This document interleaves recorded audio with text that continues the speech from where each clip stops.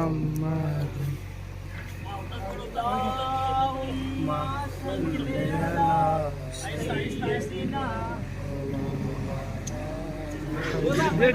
इस वक्त हम हुबली के मोहम्मद शाह दरगाह के करीब मौजूद हैं। आप देख सकते हैं ये वही दरगाह है जो 2 दिन से विवाद में चल रहा था।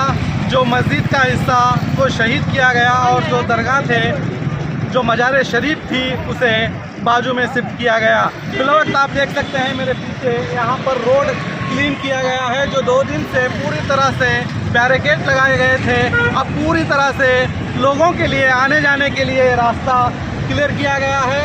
मामला पूरी तरह से शांत है और हुबली के और धारवाड़ के लोग खास करके अमन का माहौल बनाए रखा है। चाहे वो हिंदू कम्युनिटी हो या मुस्लिम कम्युनिटी हो, सब अमन से हैं। इस कोर्ट के आदेश के फैसले के मुताबिक ये कार्रवाई की गई है। मैं बिल्कुल हुबली में महमूद शाह दरगाह पर मौजूद हूँ। आप मेरे पीछे देख सकते हैं ये वही महमूद शाह दरगाह है।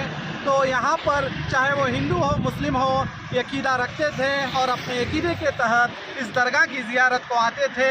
कहीं ना कहीं इनमें नाराज़गी नज़र आ रही है, मगर कोर्ट के फैसले के हिसाब से ये कार्रवाई की गई है। 20 दिसंबर 2022 को कोर्ट की सिंगल बेंच ने ये आदेश दिया BRTS प्रोजेक्ट के तहत 44 मीटर रोड BRTS को कब्जे में दी जाए। उसके बाद यहाँ के मुकामी प्रशासन के अंडरटेकिंग में इस मस्जिद को शहीद किया गया और जो दरगाह हजरत की थी, उस दरगाह की मज़ार को, मज़ार पाक को वहाँ से निकाल कर पीछे वहाँ पर तकसीम की गई है।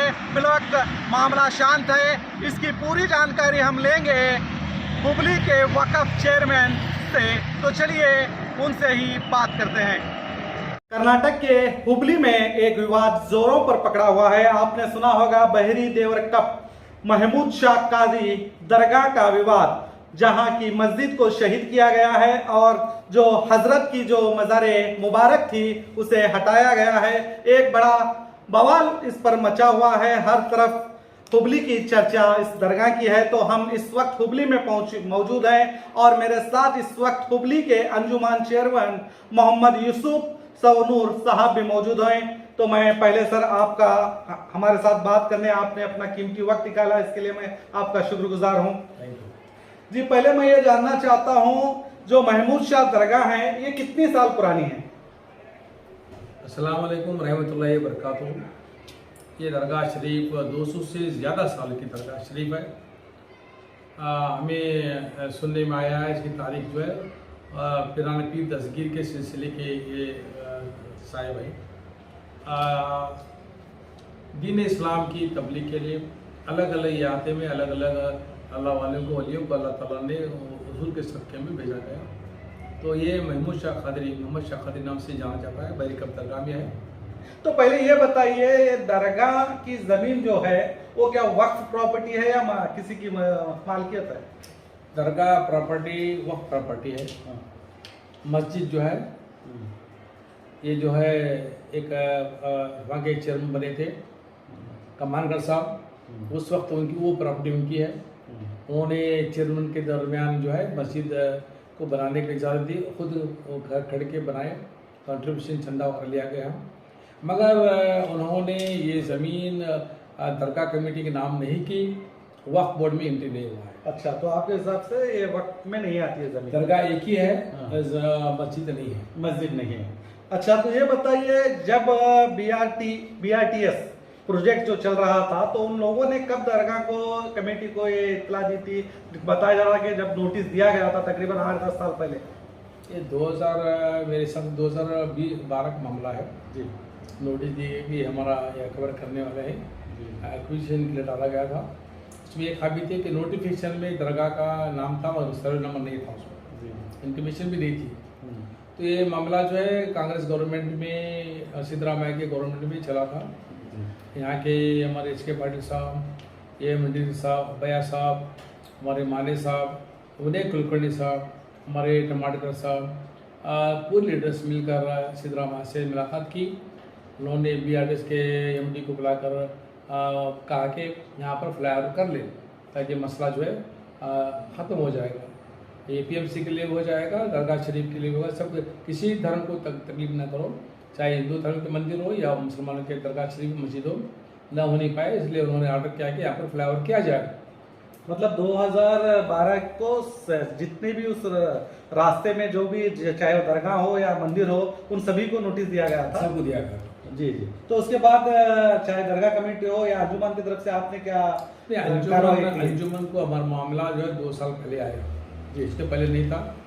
BRTS का मामला जो है दरगाह कमेटी चेयरमैन, उनके मेम्बरान और हमारे लीडर्स मिलकर हमारे सिद्धरामा साहब से मुलाकात की। उन्होंने मैं उस वक्त के MD साहब मैडम थे, उनको ऑर्डर किया कि यह जो है प्लान जो है सही किया जाए और किसी को कौन से मजहब के दरगाह हो, मंदिर हो, इसको चर्च हो तकलीफ नहीं दी जाए। तो फ्लाईओवर करो, फ्लाईओवर का जो भी खर्चा हो तो हमारी गवर्नमेंट जो है तैयार है। मामला इम्प्लीमेंट नहीं हुआ है जी। हमारे लीडरों की जिम्मेदारी थी कि जब CM ने कहा तो इम्प्लीमेंट करके जोर करना चाहिए था।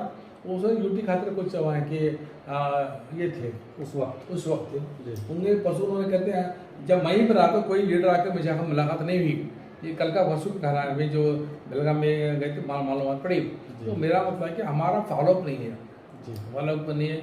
हम सब लोगों ने अंजुमन के जब हमारा अंजुमन के पास आया तो मुतला की जमात को उबड़ी के पूरे लोगों को जमाया गया, तंजीम बुलाया गया, लीडर्स को बुलाया गया। तो मामला उन्होंने अर्जी दी कि दरगाह कमेटी ये मामला जो अंजुमन बड़ा मामला है, मुतला की जमात को बुलाया जाए, कतई फैसला लिया जाए। कब आया आपके पास ये 2 साल पहले, कोरोना के पहले। मतलब 2012 को नोटिस देने के बाद ये कानूनी कार्रवाई उन्होंने उस वक्त ये की थी ना दरगाह कमेटी वालों ने? नहीं, कानून कार्रवाई नहीं हुई थी, खाली एक गवर्नमेंट ने कोशिश की जा रही थी। मैंने सुना था उन्होंने स्टे लिया था, लोअर कोर्ट गए थे वो, ये एप्लीकेशन डाला हुआ था, चल रहा था, स्टे नहीं हुआ था। अच्छा। जब मामला अंजुमन के अंडर में उन्होंने एप्लीकेशन दिया कि अंजुमन मामला है, सब मुतल्लिक़ कराया जाए। उन्होंने कब दिया सर? 2 साल पहले। 2 साल पहले, यानी कि मान लीजिए 2020 को वो आपके पास आए। हाँ, कोरोना के पहले आया। अच्छा, जब तक कोई कानूनी कार्रवाई उस दरगाह के बारे में नहीं चल रही थी? नहीं, एप्लीकेशन डाला गया था, प्रोसेस चल रहा था, कुछ भी कार्रवाई नहीं थी।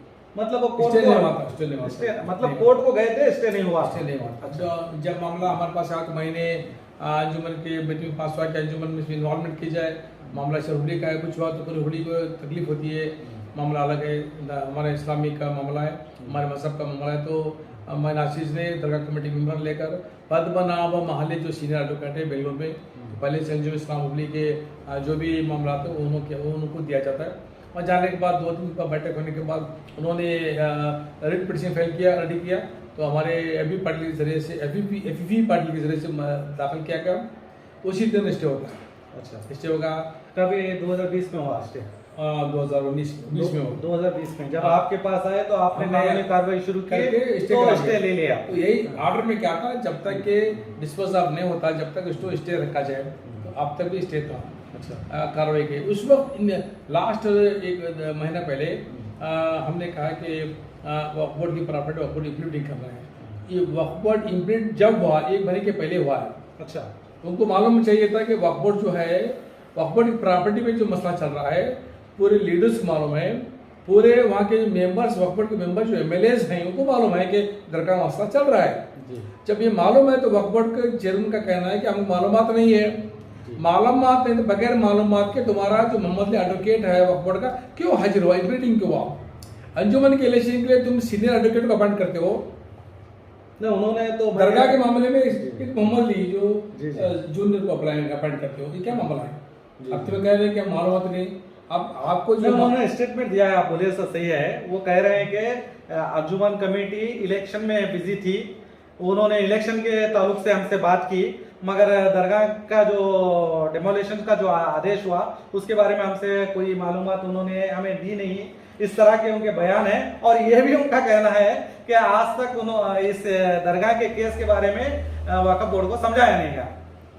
वही बता रहा हूँ मैं अभी तुम्हारे चेयरमैन को ये मामला जो है वक्फ बोर्ड का, हमारा अंजुम इलेक्शन का मामला था जी। हमें जैसे देखो अंजुम मामला अलग है जी, ये मामला अलग है जी। वक्फ बोर्ड के वकील को किसने अपॉइंट किया? विदाउट नॉलेज आप चेयरमैन क्या हो सकता है, विदाउट नॉलेज आप CEO हो सकता है। CEO सब यहाँ पर आए थे। अच्छा, जब ये ऑर्डर कब होता है? Last day working day of the high court order होता है 3:30 बजे। Your rate petition is dismiss, इतना ही होता है, स्टे रिजेक्टेड। हमारे वकील ने सबमिट किया कि टिल द 15 डेज का टाइम दो, ये महीने का टाइम दो, क्योंकि अपीलिंग का पीरियड 30 डेज है। Will go for the appealing, आप कंटिन्यू स्टे करने को टिल दैट हमें अपील करेंगे, डबल बेंच बेंगलुरु में सिटिंग है करेंगे, छुट्टी है। तो जज ने एक्सेप्ट नहीं किया, क्योंकि ये जो है मामला, पूरा मामला दरगाह मस्जिद का मामला, डमलिश मामला प्रहलाद जोशी के अंडर में चल रहा है। अच्छा, जिसे भी पूछो, डीसी पूछो, नहीं साहब सेम बात करो, सेम बोलता है नहीं मेरे हाथ में क्या नहीं, प्रहलाद जोशी के अंडर में। तो मामला प्रहलाद जोशी के अंडर में ये जो हमारे मुसलमानों के दरगाहों मस्जिद के मामले चला है, उनके जरिए हुआ है। लास्ट डे उन्होंने प्रोनाउंस कराया, 35 डेज पहले आर्गूमेंट होता है, बात समझने की बात बता रहा हूँ आपको। The control of the government on जुडिस 100% done by the government of Karnataka, क्योंकि 35 डेज के बाद भी और लास्ट डे होता है, 1 घंटे पहले क्लोज हो रहा है कोर्ट, छुट्टे जाते हैं। तो आप समझ जाएंगे, समझ में आया होगा कि मामला जो है जुडिशरी में भी गवर्नमेंट ऑफ कर्नाटका इन्वॉल्वमेंट हुआ है। वो जो ऑर्डर चाहिए था वो ऑर्डर करा के हमने, हमारे सामने और दो एडवोकेट ने और 2 सिविल इंजीनियर ने मेजरमेंट करके एफिडेविट फाइल किया था 1 महीने पहले। क्या किया था, बीआरटीसी के स्टार्टिंग पॉइंट से लेकर आखिरी पॉइंट तक कितना स्क्वायर मीटर है विड्थ जो हमने मेजरमेंट के दिया था। सबसे हाईएस्ट 32 मीटर जो है हमारे दरगाह के पास, 32 मीटर जो है हमारा अंजुमन, हमारा दरगाह का मामला था, वहाँ हाईएस्ट स्क्वायर फीट था। हमने सबमिट किया था, हमें ये भी सबमिट किया था कि एक कोर्ट से एक कमेटी अपॉइंट की जाए, ताकि जो हमारे फरीक पे रहेंगे उनके फरीक पे दे 2 इंजीनियर अपॉइंट करो, जो भी विड्थ आएगा उस पर डिस्कशन करेंगे, इंशाल्लाह उस पर वे मसले हल करने की कोशिश करेंगे। ये 44 मीटर्स का जो BID ये एक जगह में नहीं है, नहीं ये जगह में नहीं है। अच्छा, तो यही ये सिर्फ दरगाह जहाँ पे है वहाँ पर ही 44 मीटर्स का मांग रहे हो, 32 है हमारा ऑर्डर। तो कोर्ट ने आदेश तो 44 मीटर का ही दिया है उनको, बराबर है। कहाँ है अब जो दरगाह का जो इंक्लोजमेंट हो गया है, जो डेमोलिशन किया गया है, अब वो पकड़ेंगे तो 44 मीटर नहीं होगा, उससे ज्यादा हुआ है, उससे ज्यादा हो जाएगा। अच्छा, मतलब आपका कहने के मुताबिक ज्यादा डेमोलिशन किया गया है। सब जगह पे वो अनफाट होना चाहिए ना। और ये भी सुना हो आगे जो रास्ता है वहाँ पे 35 मीटर तक ही रास्ता है। 35 है नहीं, वो उससे भी कम है, 21 मीटर है, 18 मीटर की जगह है, एडिटर पर 18 है, स्टार्टिंग पॉइंट 15 है। तो आपके कहने के मुताबिक लगता है कि ये पूरा प्री प्लानिंग के मुताबिक किया गया है। प्री प्लानिंग किया गया है। सामने चाहिए तो आपको लेफ्ट हैंड में बेल्लन साहब के एमएलए की प्रॉपर्टी खाली पड़ी थी, वो केआरडीपी की प्लाट थी। केआरडीपी के प्लाट लेते पर भी उन्होंने भाड़े से दिया है, वहाँ भी कोई इम्प्लीमेंटेशन नहीं हुआ है, इलीगल वहाँ भी काम चल रहा है। नहीं, आप जब कोर्ट को गए थे, ये रिलीजन प्लेस एक्ट जो 1982 का जो एक्ट है, क्या जो उससे पहले यानी 1945 में जो भी धार्मिक स्थल थे उन्हें ना हटाया जाए, ऐसा एक 1947 का एक्ट, 1992 का एक्ट जो है सभी प्रिवेल है, जिनके पास गवर्नमेंट जो का मोनोपोली है, जो जुडिशरी हो रही है, इसलिए जो है हमारा चल 1947 एक्ट भी नहीं चल रहा है, 1992 का। मगर आपका गैजेट में नहीं है ना, ये वक्फ गैजेट में आप कोई डॉक्यूमेंट शायद कोर्ट को प्रोड्यूस नहीं कर पाए होंगे। वक्फ गैजेट में ऑलरेडी है, दरगाह का मामला है, मस्जिद का नहीं है। दरगाह का मामला है तो जिम्मेदारी वक्फ बोर्ड की चाहिए होती है कि वो हर एक कॉर्नर पर देखा जाए कि कहाँ पर क्या हो रहा है। खाली इनको जिम्मेदारी क्या है, खाली केयर टेकर अपॉइंट करो, एडमिनिस्ट्रेटर अपॉइंट करो, सोल्यूशन नहीं कर रहे लोग, ये सोल्यूशन चाहते नहीं। कितने तुम्हारे पास हैंड से बोलो केयर टेकर डालने के लिए, अपॉइंटमेंट एडमिनिस्ट्रेटर अपॉइंट करने के लिए, इदारा सोल्यूशन के लिए हुआ करता है।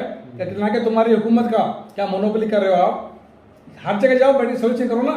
वक्फ बोर्ड में बेडरूम छोड़ो, बाहर आओ, मैदान में आओ, चेयरमैन साहब मैदान में आओ, मीटिंग कमेटी में जहाँ जहाँ पर इश्यूज बन रहे हैं तुम्हारा, हावी डिस्ट्रिक्ट में कितने तुम्हारे केयर टेकर बैठे, कितने डिपार्टमेंट बैठे, हुबली धाड़ में कितने बैठे, सोचो आप। नहीं, आपके हिसाब से यहाँ पर आपके वक्फ बोर्ड चेयरमैन के ऊपर भी सवाल निशान बनता है।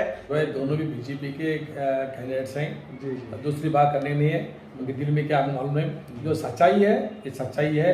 मोहम्मद एडवोकेट से आप भी फोन नंबर दे तो बात कर लीजिए। अपेयर हुआ अंजुमन के इलेक्शन के लिए फॉर्म लड़ने के लिए सीनियर एडवोकेट अपॉइंट किया जाता है जी। ये वक्फ बोर्ड के दरगाह के मामले के लिए जूनियर को अपॉइंट किया। व्हाई इट इज, क्यों? क्या दरगाह आपको मालूम नहीं है? क्या आप अहले सुन्नत जमात में नहीं चलने वाले? क्या आपको वक्फ बोर्ड के प्रॉपर्टी को सेव करने के तपर काम नहीं है? अब क्यों बोल रहे मालूम नहीं? 10 साल से चल रहा है। मेंबर सभी वहाँ पर है, हर एक मेंबर तुम्हारा मुसलमान मेंबर है, सब मालूम है।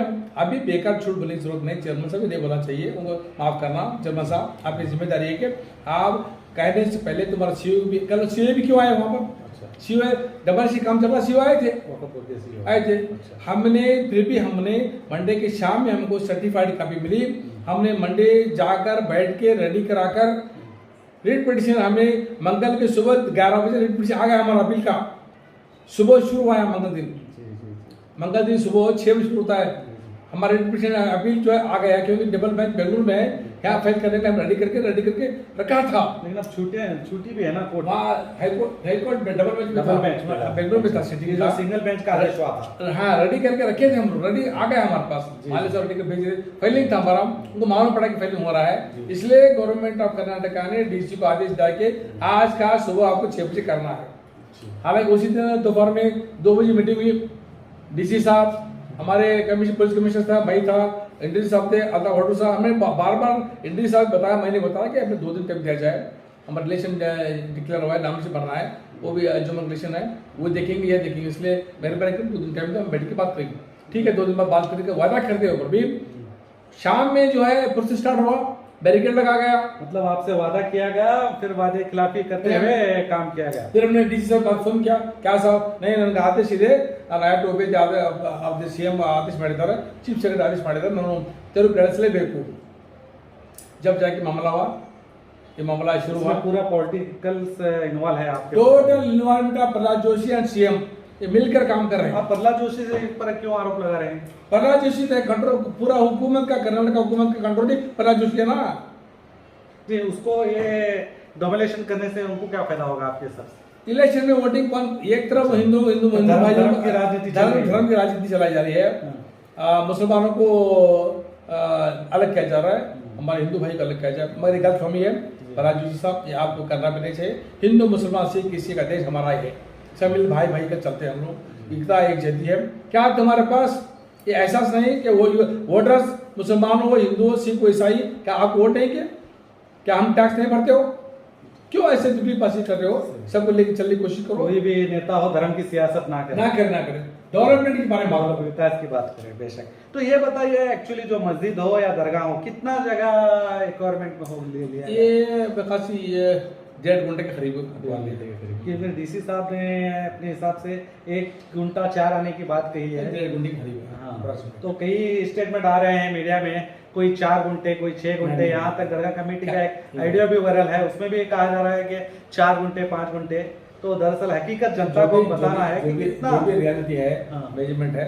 मस्जिद को क्रॉस में मार्क किया, क्रॉस में, अब क्रॉस मारेंगे तो स्लैब तो डैमेज होगा, स्लैब डैमेज तो मस्जिद को नहीं पड़ सकता, नमाज डैमेज हो गया आगे। अच्छा, तो वो डिमोलिश करा दी गई, मस्जिद को नहीं बनने के लिए बना दिया गया। तो सिर्फ 1 घंटा जैसे डीसी साहब ने कहा, 1.5 घंटे के करीब जो दिया जाएगा, 62,65,000 क्या उन्होंने कहा है कि सैंक्शन किया गया है। वो 12 साल के पहले की बात कर रहे हैं, अभी तो 2 करोड़ बनता हमारा, 2 करोड़ देंगे आपके हिसाब से 2012 का 10-12 का एस्टिमेट है। हाँ, जब नोटिस आपको दिया गया था, जब का ये आज जो है हम चाहते हैं कि हमारे देखो मस्जिद पूरी चली गई है, जगह चला गया है, उसमें चंदा लगा, लोगों को पैसा लगा है, तो आपकी मांग है कि ज्यादा दे, 2 करोड़ 100% देना चाहिए।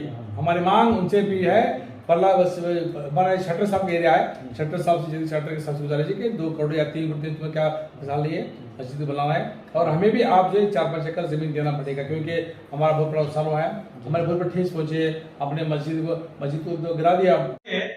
क्या अब इस मामले को यहीं खत्म किया जाएगा? क्या आप फिर इससे कानूनी कार्रवाई लड़ेंगे इसके पर? नहीं, विकास कानून करने का मामला नहीं है, क्योंकि मामला खत्म हो गया जी। कानून करने में बचा गया, क्या कर रही है आप, दरगाह बचा है, दरगाह तो शिफ्ट कर दी कानून से। जो परिहार का मामला है उस पर तो लड़ाई पूछना पड़ेगा कमेटी को, और आपने कहा कि आप दरगाह के लिए जमीन भी की मांग करेंगे, तो ये तो लड़ाई चालू रहेगी आपकी? लड़ाई चालू रहेगी इंशाल्लाह। ऐसे मामले बहुत सारे हैं, और भी कहते सीएम करे उसमें क्या और तो मामले है, तो क्या है मामला को बहुत छानबीन करना है। मामला जो है मगर अल्लाह का करम है, अल्लाह के रसूल का सदका है, हम सदके में जो है अमन अमान से यहाँ पर ये मामला है, सुकून नहीं तो बना कुछ बच जाता। तो हमें बार बार दरख्वास्त की गई कमिश्नर को, पुलिस कमिश्नर डीसी के, तुम यहाँ पर नहीं आना, ये जो मामला दरगाह का है शरीयत है, मत में कर लिया, उनका शुक्रगुजार है कि उन्होंने आगे सामान दिया, शुक्रगुजार। चलिए, अंजुमन इस्लामिया कमेटी की जानिब से भी अमन कायम करने की अपील की थी और पूरी तरह से आप देख सकते हैं हुबली पूरे अमन व आयाम से है। और आज जुमा की नमाज में भी खास करके नौजवानों को अमन रखने की बात कही गई, तो बहुत सही तरीके से आप काम कर रहे हैं और हमें अपना कीमती वक्त दिया, आपका बहुत बहुत शुक्रिया। तो ये थे हुबली के अंजुमन चेयरमैन मोहम्मद यूसुफ सवनूर साहब, जिन्होंने हुबली विवाद पर हमें खुलकर अपनी बात उन्होंने रखी।